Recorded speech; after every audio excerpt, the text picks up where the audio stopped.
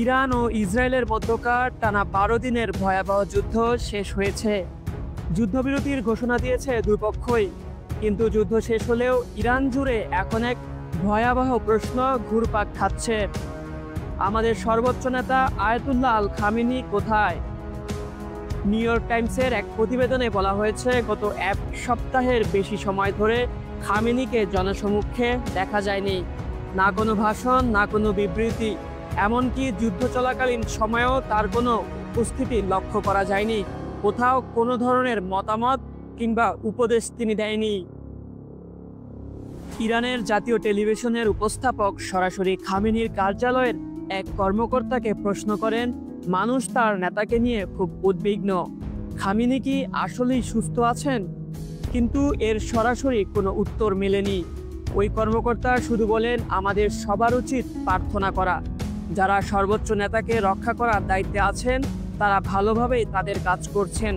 কিছুটা রহস্য রেখেই ওই কর্মকর্তা বলেন, সৃষ্টিকর্তার ইচ্ছায় আমাদের জনগণ তাদের নেতার পাশেই বিজয় উদযাপন করতে পারবে। নিউ ইয়র্ক টাইমস জানায়, খামেনি বর্তমানে আছেন এক সুরক্ষিত বাংকারে। নিরাপত্তার যে কথা চিন্তা করে তারা কোনো ইলেকট্রনিক ডিভাইস ব্যবহার করতে তাকে দেওয়া হচ্ছে না, কারণ গোয়েন্দা সংস্থাগুলোর মতে ইসরায়েল এখনও তাকে হত্যার চেষ্টা করতে পারে। এই অনুপস্থিতি ইরানে সৃষ্টি করেছে এক ভীতিকর অনিশ্চয়তা।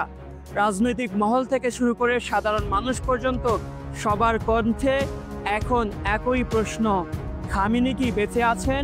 তিনি কি গুরুতর অসুস্থ, নাকি আরও কিছু লুকানো হচ্ছে? দৈনিক খানেমান পত্রিকার সম্পাদক মোহসেন খালিফে বলেন, এই নীরবতা আমাদেরকে চিন্তিত করে তুলেছে। যদি সত্যি খামেনি মারা যান তবে সেটা হবে ইতিহাসের সবচেয়ে গৌরবময় জানাজা। প্রসঙ্গত, ইরানের কোনো বড় সিদ্ধান্ত খামেনির অনুমোদন ছাড়া হয় না। সশস্ত্র বাহিনীর সর্বাধিনায়ক হিসেবে তিনি যুদ্ধ, হামলা কিংবা যুদ্ধবিরতির মতো সকল সামরিক সিদ্ধান্তের একমাত্র ক্ষমতাধর। তবে অনেকে বলছেন, এই যুদ্ধবিরতি এসেছে যুক্তরাষ্ট্রের প্রেসিডেন্ট ট্রাম্পের চাপে এবং কাতারের আমিরের মধ্যস্থতায়। কিন্তু প্রশ্ন রয়ে যায়, এই সিদ্ধান্তে খামেনির অনুমোদন ছিল তো? খামেনির এই অনুপস্থিতি শুধু গুজব নয়, এটি একটি গভীর সংকেত হতে পারে। একটি দেশের নেতৃত্ব, সিদ্ধান্ত এবং ভবিষ্যৎ নির্ভর করে যার উপর, তাকে নিয়ে যদি এভাবে অনিশ্চয়তা দেখা দেয় তাহলে দেশের ভিতরে ও বাইরে উদ্বেগ ছড়ানোই স্বাভাবিক। এখন পুরো ইরান জুড়েই একটাই প্রশ্ন, আয়াতুল্লাহ খামেনি কোথায়? তিনি কি আছেন, নাকি ইতিহাসের পাতায় নতুন এক অধ্যায় শুরু হয়েছে?